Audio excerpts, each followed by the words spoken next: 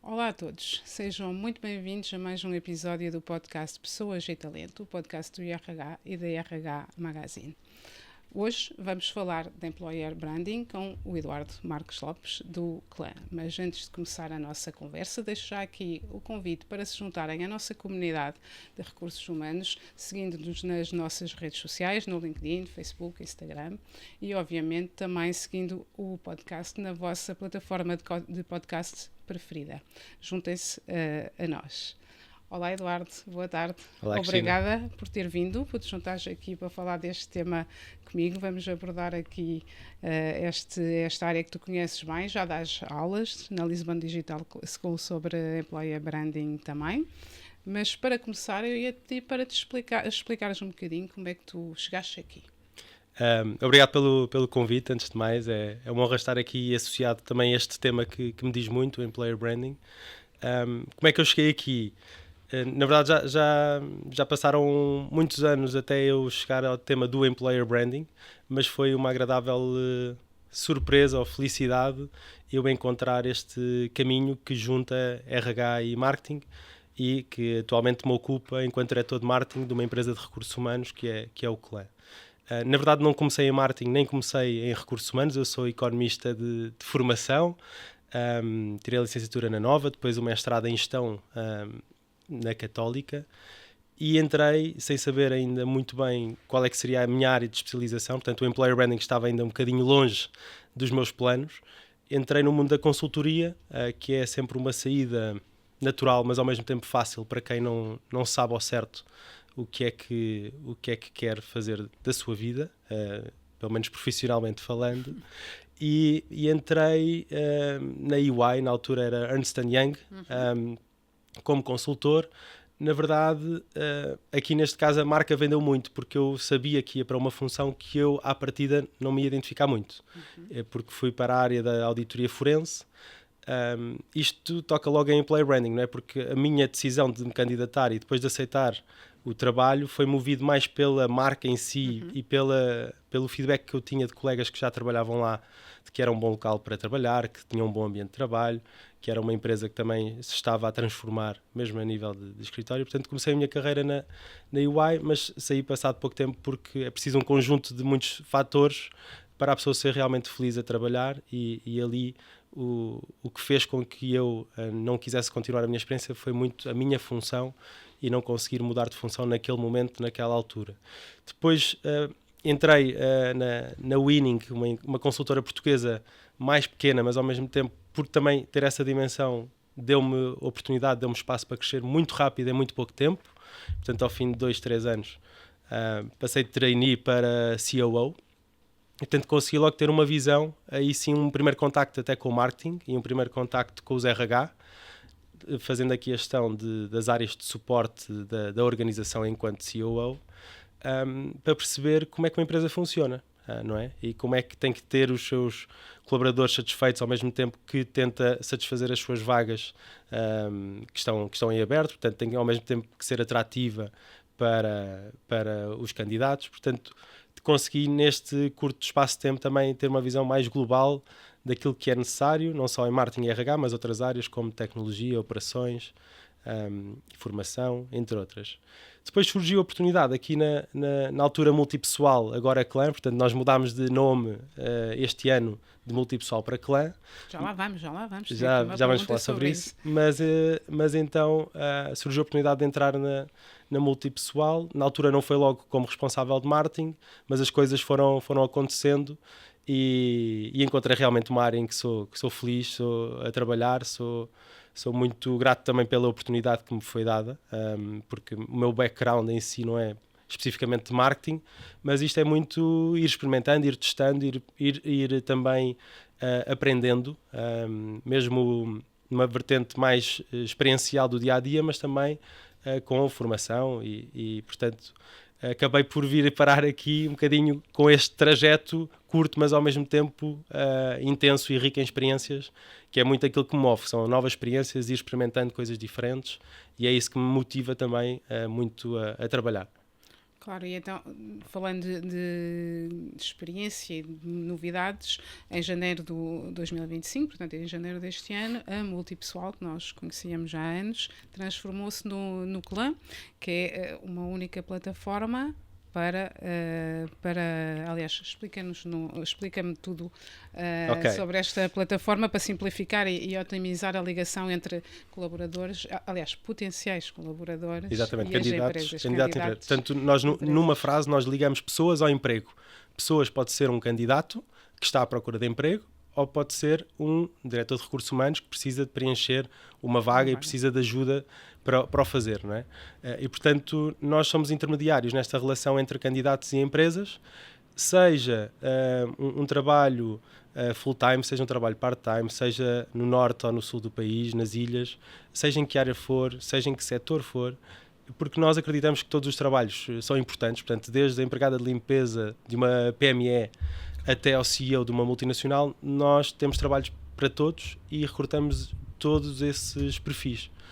E, portanto, nós temos esta plataforma, clam.pt, fazendo aqui a publicidade, onde as pessoas vão e procuram o seu emprego e depois conseguem ter também uma jornada de A a Z enquanto candidatos e depois colaboradores, apenas com ferramentas tecnológicas. Portanto, o onboarding digital, a assinatura de contratos é digital, o acesso ao recibo de vencimento, a declaração de IRS que agora será necessária, a declaração de rendimentos para efeitos de IRS, também tudo digital. Portanto, aqui numa área reservada, personalizada, aqui o tema da personalização é muito importante, não é? E o Clam, pronto, quer tornar esta experiência de emprego mais digital, porque o futuro é para aí que nos leva e nós não conseguimos fugir dele.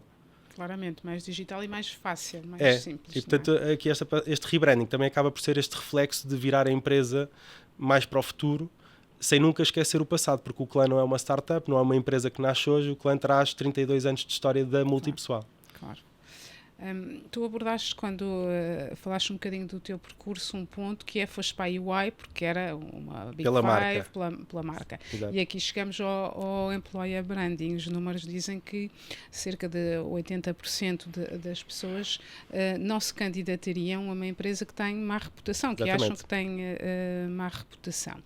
Explica-nos lá a tua forma de ver aqui o Employer Branding e o que é que está por trás deste conceito e a sua importância agora que há tanta escassez de talento. Certo.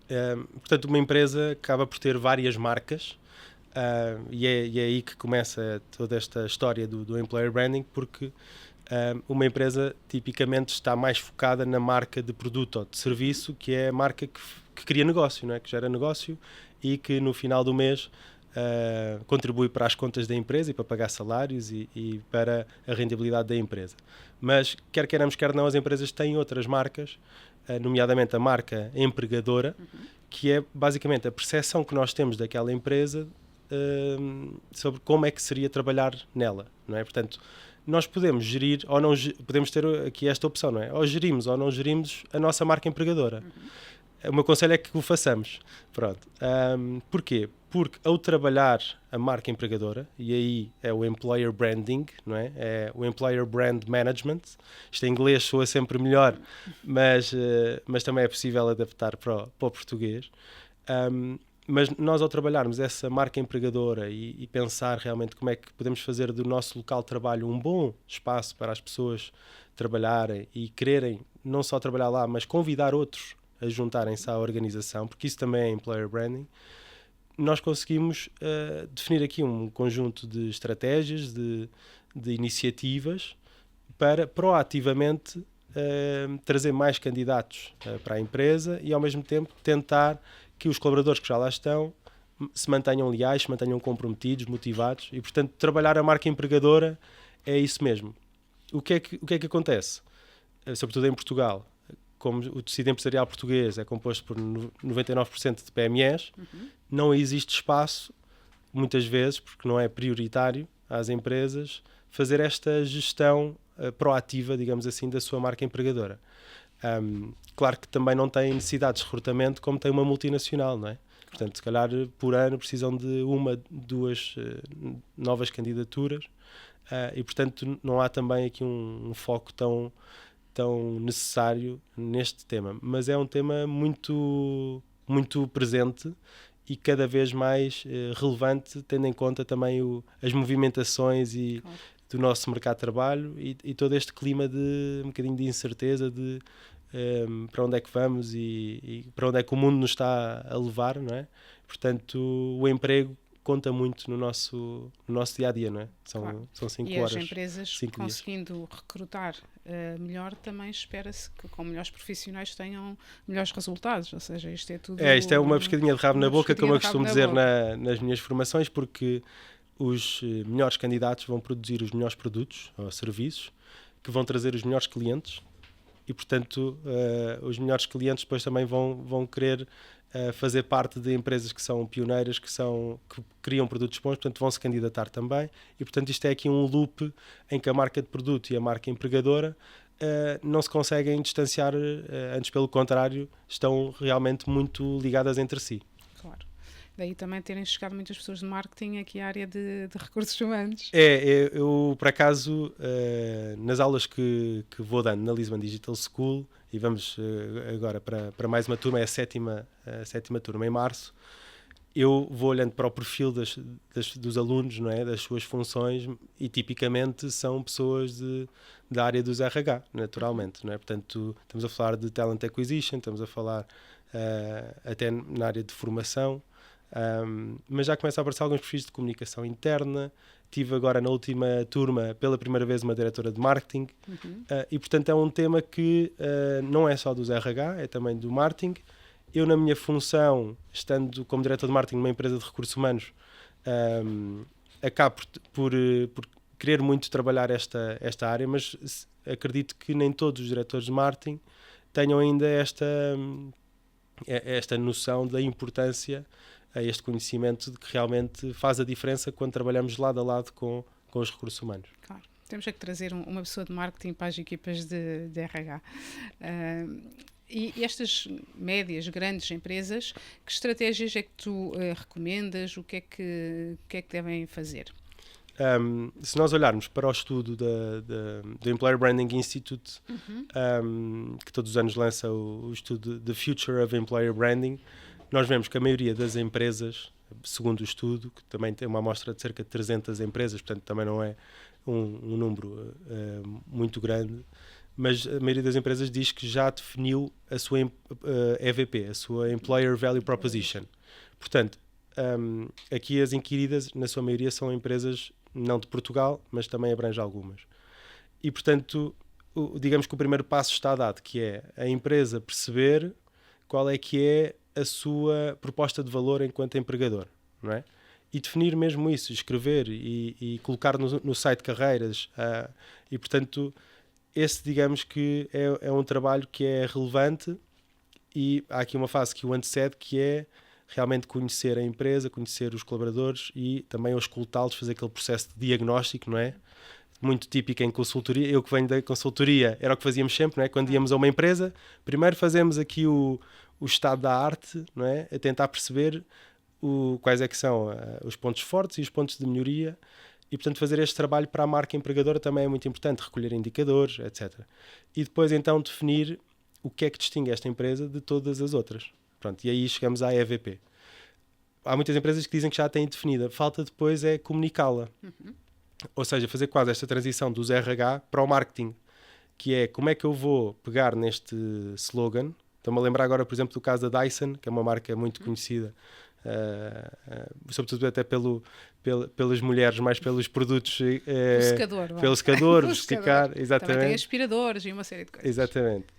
Mas eles no site de carreiras, logo no topo do site, têm uma frase que diz muito sobre eles, que é Pioneers Wanted. Portanto, eles querem pessoas pioneiras, ou que pelo menos que querem abraçar essa diferença e têm essa ambição de fazer algo inovador. E, portanto, eles não dizem que querem profissional de IT A ou profissional de marketing B. Portanto, eles querem pessoas que têm aquele sentimento, aquela atitude. E, portanto, eles basicamente conseguiram passar bem a mensagem com apenas 2 palavras do perfil que é pretendido na organização deles. Eu vou trazendo agora um caso português também para comparar. O Auchan, na semana passada, lançou também uma campanha em que diz que o nosso CEO começou como estagiário, não é?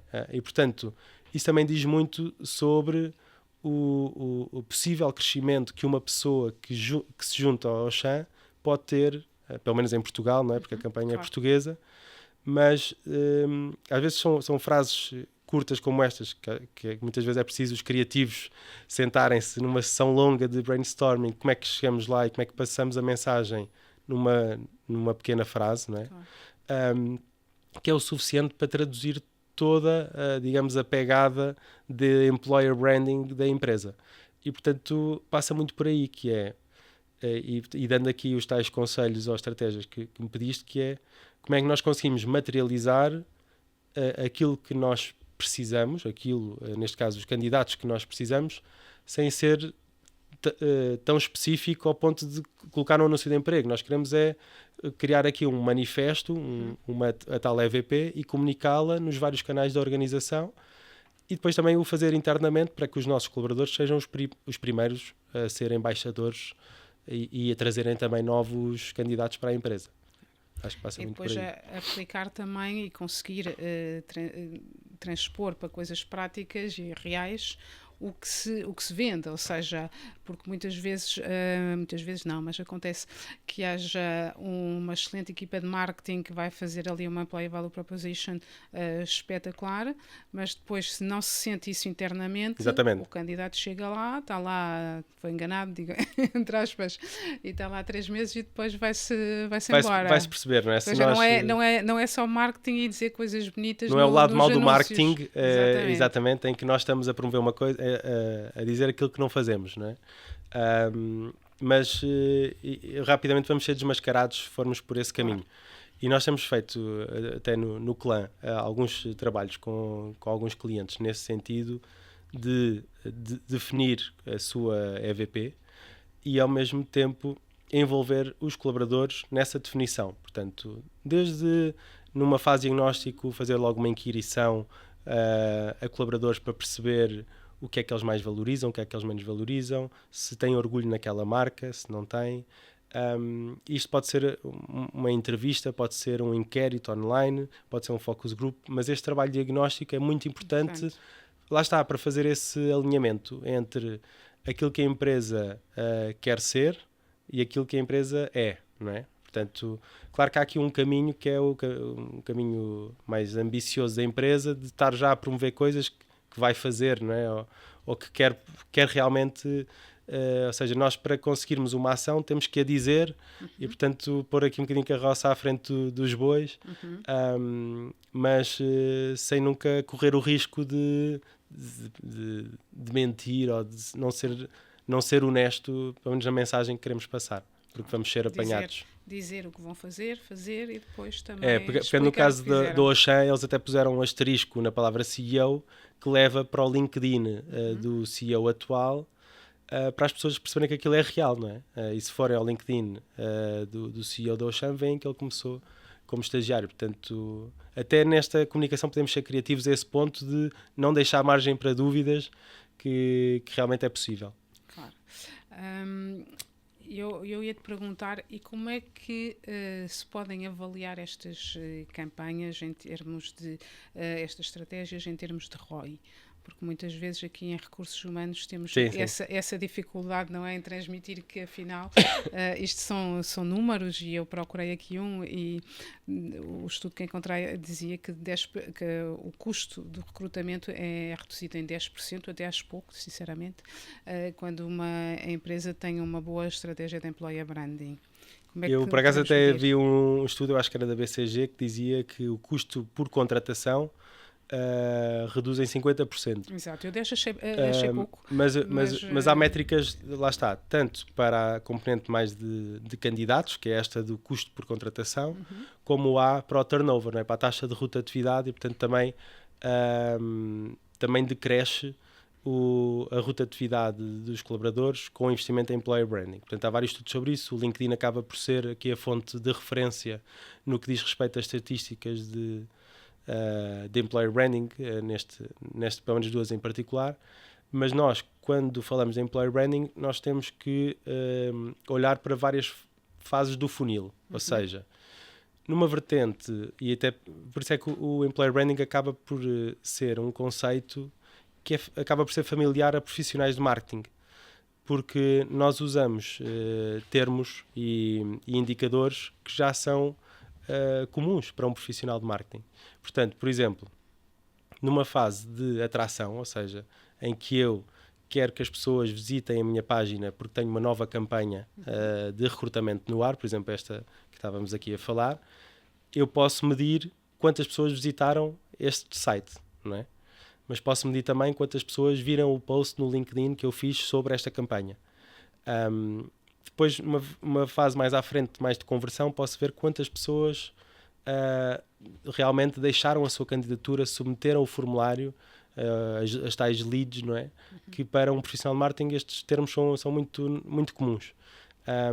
Portanto, seja visitas, seja o alcance, seja as impressões. Portanto, nesta vertente de atração de candidatos, para um profissional de marketing já está familiarizado com estes indicadores. Depois, numa vertente mais de conversão e de contratação, aí entramos em típicos indicadores mais de RH, não é? Que é o time to hire, das candidaturas que tivemos, quantas é que são válidas, quantas é que não são, quantas colocações é que tivemos, quantas desistências, não é? Porque acontece muito hoje, nós quase já nem celebramos quando, por exemplo, aqui no caso de uma empresa de recursos humanos como o Clã, nós enviamos um candidato para o cliente para ver se ele aceita, não é? E o cliente diz que sim. Nós não podemos celebrar logo, porque nós temos que ir novamente perguntar ao candidato se ele realmente está interessado em avançar com este processo. Quem decide é o candidato agora. Exatamente, e o que nós sentimos é que não podemos realmente aqui lançar o fogo de artifício antes do tempo. E portanto esta taxa de desistência sentimos que é mais alta hoje em dia, porque lá está, os candidatos têm muitas ofertas à sua frente e podem depois escolher qual é que realmente preferem. Portanto, há aqui muitos indicadores ao longo de toda a jornada, desde a atração até à conversão, até depois a parte do Employee Advocacy, em que nós conseguimos medir quantos colaboradores é que contribuem ativamente ou não para o recrutamento, por exemplo, com códigos de referenciação, não é? É muito comum os programas de referenciação nas empresas, e cada vez mais para ajudar ao recrutamento, e portanto nós conseguimos fazer esta medição ao longo de todas as etapas do candidato, do colaborador e por aí fora.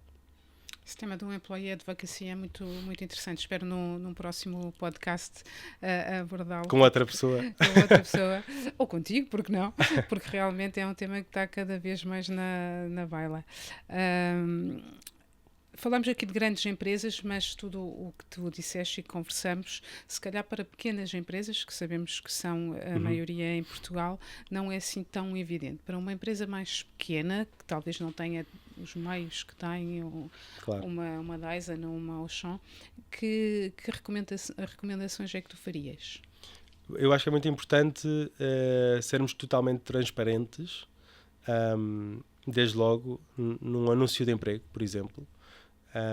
Uma PME que está à procura de um profissional vai inevitavelmente colocar um anúncio de emprego, seja em que plataforma for.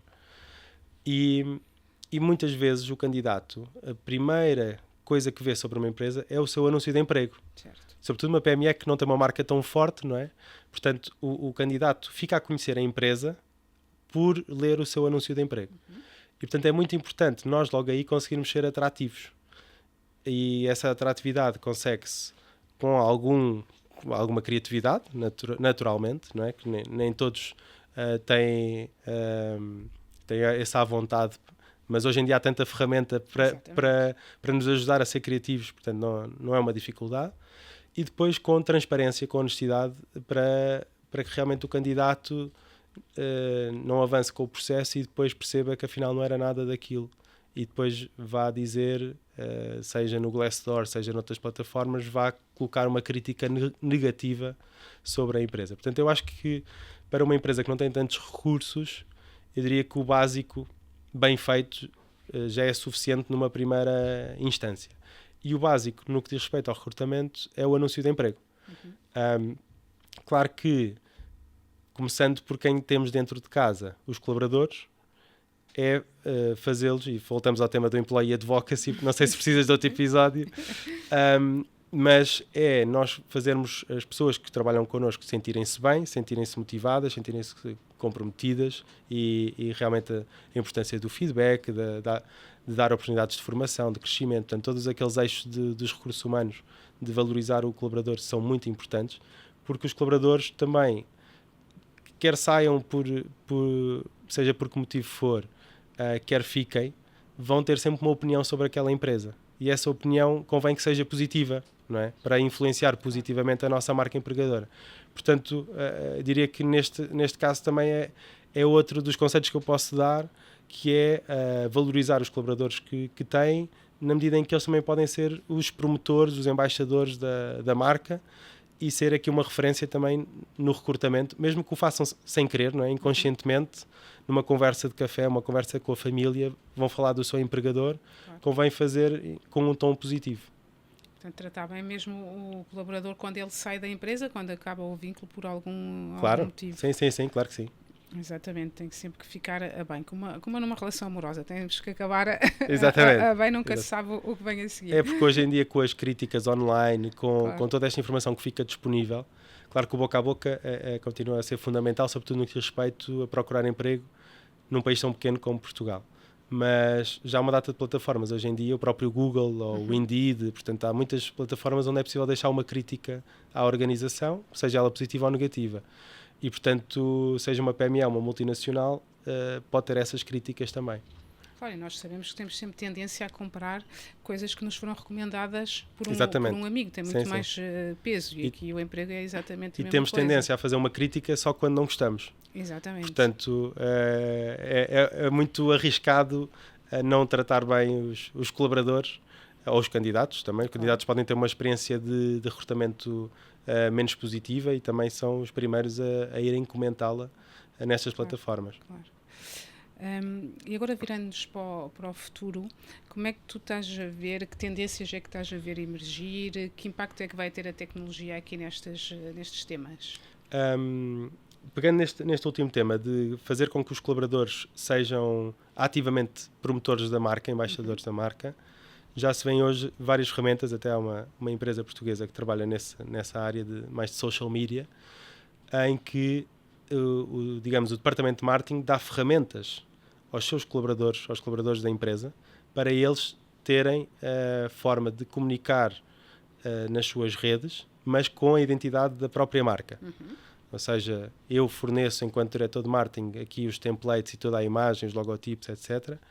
Mas depois há uma aplicação em que a informação está estruturada para que um consultor de recrutamento, um comercial, seja qual for a função, possa fazer um vídeo para o TikTok, para o LinkedIn, onde quer que seja, em que está também a refletir a identidade da marca e, portanto, é quase como se fosse um vídeo feito em conjunto com o departamento de marketing, mas não foi. E, portanto, aqui o exponenciar esta relação com os outros colaboradores para que eles sejam também recrutadores, acaba por ser uma das tendências que já se costuma observar. Claro que o investimento nestas tecnologias muitas vezes compensa se for uma empresa com muitos colaboradores e, portanto, as PMEs ficam logo de fora. Depois aqui é inevitável falar da inteligência artificial e de todas estas ferramentas que podem também auxiliar o processo, não só de triagem, mas também da própria desenvolvimento do anúncio de emprego.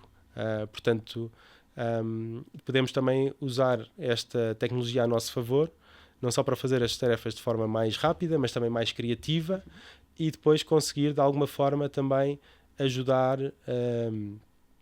a selecionar os melhores candidatos para aquelas ofertas, não é? Portanto, conseguir que este alinhamento entre, lá está, ligar pessoas ao emprego, não é? Que seja uma ligação mais rápida, mais direta, e a tecnologia permite isso. Portanto, eu diria que são pelo menos aqui duas tendências que eu vejo. A tecnologia vai mesmo alterar aqui muitas coisas, tornar tudo mais rápido, talvez. Outra coisa que vejo, sobretudo em Portugal, é uma necessidade crescente das equipas de recursos humanos, lá está, terem a sua EVP definida, terem um projeto interno de employer branding, fazerem esta auscultação às pessoas, depois refletirem isso no seu site de carreiras. Portanto, até pela quantidade de alunos que vou tendo nas aulas e até pelas conferências que nós vamos participando aqui em Portugal, nós vemos que as salas, as turmas enchem com mais facilidade hoje, porque realmente há um interesse crescente em fazer disto uma prioridade.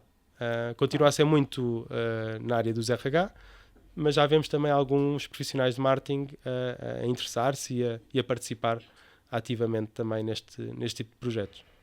Nós os dois que estamos no mercado aqui dos recursos humanos, sabemos o quão difícil é contratar atualmente.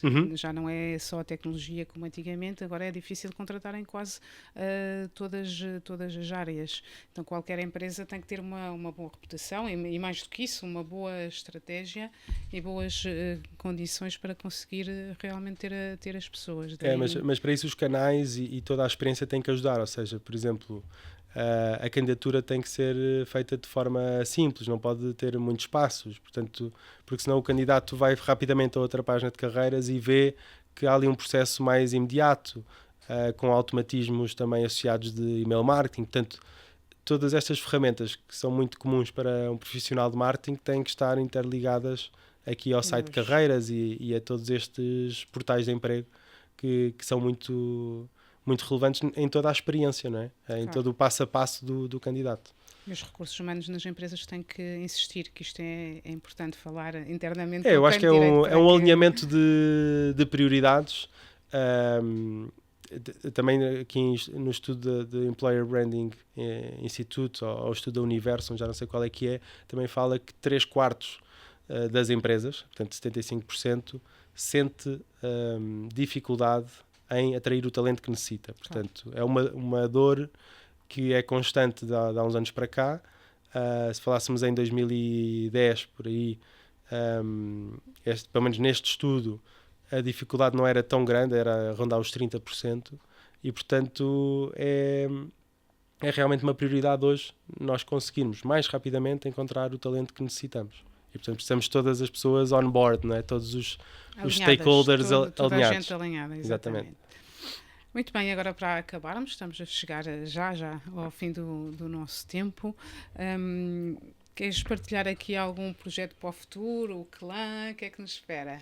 Olha, eu nem ia partilhar um projeto necessariamente do clã. Claro que o clã apoia, patrocina, mas tem muito a ver com isto que nós falámos, que é trazer as pessoas todas on board, sobretudo na minha área, os profissionais de marketing, não é? Fazê-los, colocá-los a par da importância deste tema. E, portanto, uma das ideias que temos para este ano é criar aqui um conjunto de eventos só para profissionais de marketing, em que queremos realmente juntar profissionais de marketing para tratar este e outros temas, e que haja aqui também uma comunidade, não só de RH, mas uma comunidade de marketeers, para, em conjunto, também, digamos que raise awareness sobre criar aqui alguma visibilidade sobre este tema. Portanto, é uma das coisas que se pode esperar, aqui um evento que vá deixar realmente marca nos profissionais de marketing. Boa, muito bem, parece muito interessante. Obrigado. Fica a aguardar essa iniciativa. Chegamos ao fim da nossa conversa. Muito obrigada, Eduardo, por teres estado comigo aqui. E deixo-vos convite, como há pouco, para nos seguir nas redes sociais, LinkedIn, Facebook, Instagrams e afins. E até uma próxima oportunidade.